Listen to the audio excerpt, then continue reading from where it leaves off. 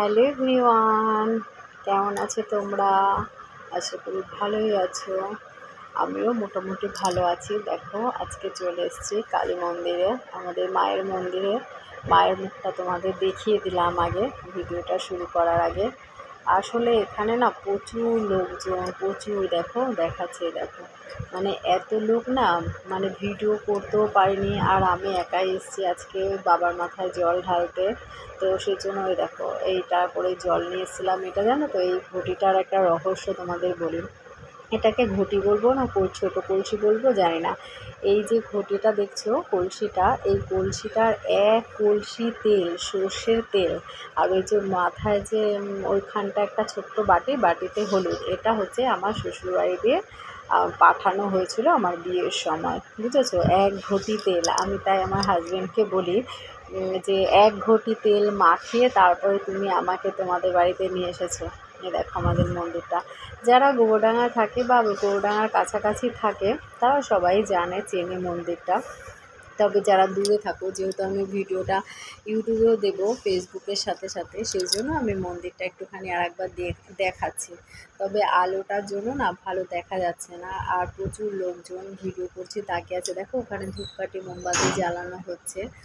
আর এখানে আমি ঘটি দিয়ে মানে বাবার মাথায় আগে জল ঢেলে এসেছি, জল টল দিয়ে ভালো করে পুজো দিয়ে এসেছি। পুজো দিয়ে এসে তারপরে হচ্ছে গিয়ে ভিডিওটা করছি। কারণ আগে ভিডিও করতে ভালো লাগে না, আগে পুজো যেটার জন্য আসা সেটাই করলাম। তো সেটাই করে নিলাম। আর এখানে হচ্ছে গিয়ে দেখা হয়ে গেল আমার একটা বান্ধবীর সাথে, তাই বান্ধবীর সাথে একটুখানি গল্প করছিলাম, বুঝেছো? ক্যামেরাটা অনই করে রেখেছি, যেহেতু তখন কেটে দিলে অনেক এডিট করতে হতো, সেই কারণে।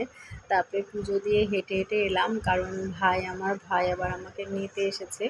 তো সেই কারণে আমি মন্দির থেকে একটুখানি আমাদের দোকান, তো সেই কারণে আমি ওখানে এলাম হেঁটে হেঁটে। তো এখানে দেখা হয়ে গেল বান্ধবীটার সাথে। আশেপাশে মানে আমার তো স্কুল থেকে শ্বশুরবাড়ি বেশি দূরত্ব না, সেই কারণে। যাই হোক, অনেক আমার তো মাথায় ছিল ওইটা, দেখা যাচ্ছে খোপাতে, আর খোপাটা হারিয়ে পড়ে গেছে। বাড়িতে এসে দেখছি খোপাটা খুলে পড়ে গেছে। ভেবেছিলাম গাজরা দিয়ে যাব, তারপরে আর ইচ্ছে করছিল না ভালো করে সাজতে। আর এটা হচ্ছে আমাদের রাধা গোবিন্দর মন্দির, বুঝেছো? আর আমাদের এখানে তো বিখ্যাত মেলা, গোষ্ঠবিহারী মেলা, দেখেছো কেমন প্যান্ডেল হয়েছে? খুব সুন্দর লাইটিং করেছে, বুঝেছো? আমি ভাবছি, আমি না ভুলেই গেছিলাম গোষ্ঠবিহারীর মেলায় যে এরকম লাইটিং করা হয়, জানো তো? 1 বছর আগে, তো জানি না কেন মাথা থেকে বেরিয়ে গেছে।